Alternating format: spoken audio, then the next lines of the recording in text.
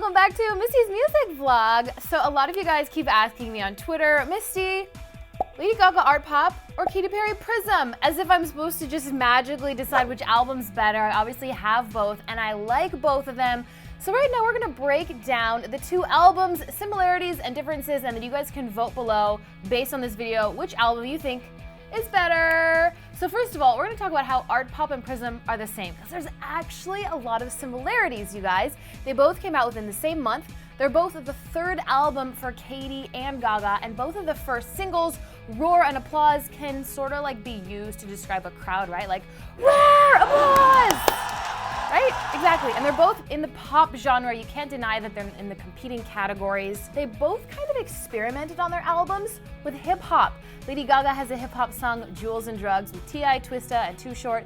And then Katy has her hip hop song with Juicy J, Dark Horse. And interesting that both albums feature rappers and no one else. Like the only features or collaborations are with rappers. Also, they both experimented with EDM for the first time. Gaga has a little bit in the past, but more so this time around. Like Katy's Walking on Air is totally like a Euro 80s pop song with techno in there. And then of course, like many of the songs on Art Pop are EDM electronic influence, like Zed's producing on there, Will I Am. So you can see that influence as well.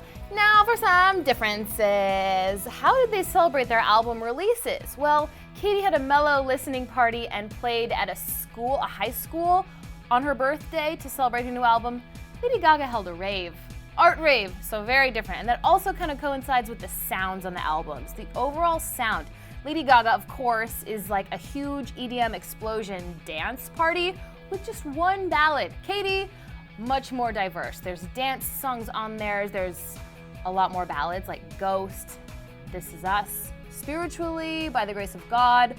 A lot more diverse. It has more global appeal in my opinion with the international Smile song and like different types of beats. Gaga's staying a little bit more similar there. There's a little bit of rock on both albums, but not a lot. And as far as the lyrics, that's a huge difference you can't deny. Katy's obviously overall more inspirational, more girl next door. Lady Gaga's much more hardcore. Of course, she's still singing about fashion, drugs, sex, and fame. Same stuff as always, but very, very different.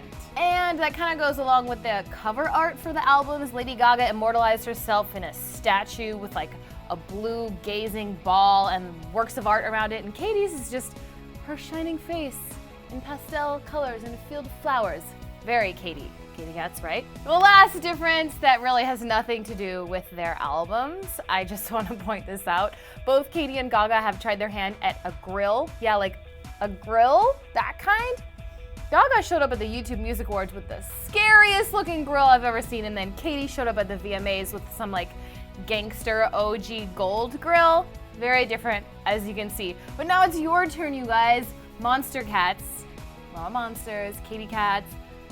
Vote below which album you think is gonna dominate pop 2013 and 14. Okay, thanks for watching my vlog. I'll see you next time. Bye.